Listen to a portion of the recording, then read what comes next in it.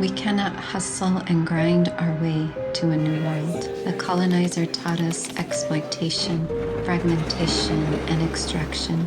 And if we are to bring in life, we can no longer be working ourselves to death. We need to return to working in ancestral ways, in seasons, in cycles, and in rest for a better world. Saludos, I'm Dr. Rocio. I'm a seer, a medicine woman, and a counseling psychology PhD. And if you've been feeling exhausted and are tired of the hustle and grind, this video is for you.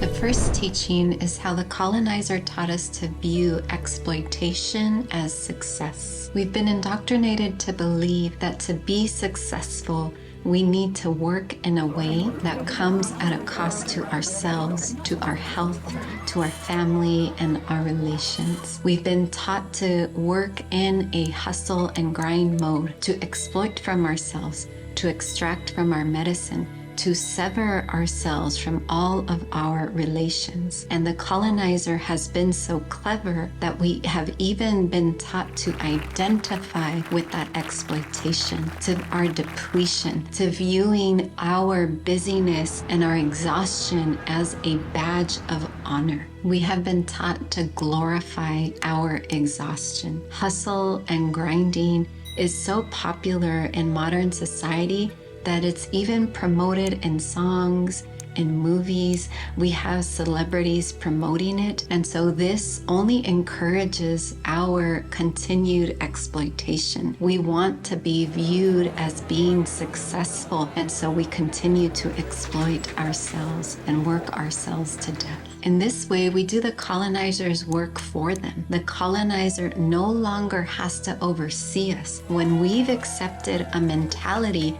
that allows us to exploit from ourselves, that also has us viewing this depletion and exhaustion as a badge of honor, as something that we should aspire to, and that if we do not reach that level of exhaustion, that we are actually doing something wrong, that we are less worthy.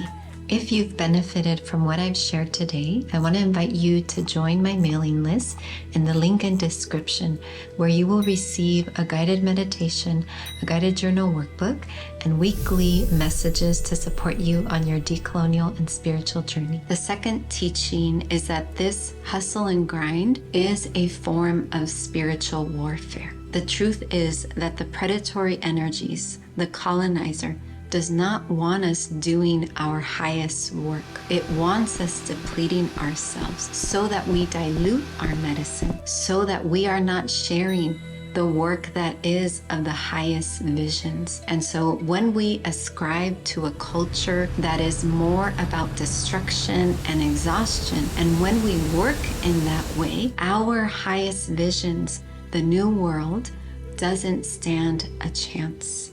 This is the spiritual warfare. This is why when we are especially doing spiritual work, we cannot engage with hustle and grind culture. We must allow ourselves to slow down so that we can hear the spirits, so that we can attune to Mother Earth, so that we can deliver our soul's work, not recreate the same oppressive paradigm that we are trying to end. The third teaching is related to our sacred work. The truth is that hustling and grinding is unnatural. It's a manufactured way of being. We are exhausted because we are not robots. We are not meant to work in this way. As much as we've been indoctrinated to believe that this is the only way we can achieve success, or this is the only way to work, it is not true.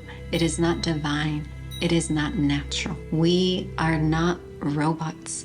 We are not machines. We are a part of creation. We are an extension and in connection always with the natural world and the spirit world. And so in this way, just as our ancestors, we need to allow space. We need to allow rest. We need to allow seasons and cycles, and especially in the way that we work, we need to return to this. What I hope that you're receiving today is that our sacred work does not have to come at a cost to our health and our relations. That it is important that we decolonize the way that we view success and the way that we view work, that we reject the ways of the colonizer so that we can offer the work that is coming to us at this pivotal time. We are receiving codes and messages from the spiritual realms, and to be able to hear them and deliver them to birth a new paradigm, we need to allow ourselves to slow down, to be in tune and listen to the spirits, and also we need to allow ourselves rest. Yes, we are living in urgent times, but we do not have to engage with a sense of urgency. We can return to our ancestral ways of working, of visioning, of dreaming, of creating, so that we can return to the times of balance and harmony. It is my hope that from today's video, you can remember our ancestral ways of working in seasons so that you can show up in your sacred work and bring forth the prophecies of a new world.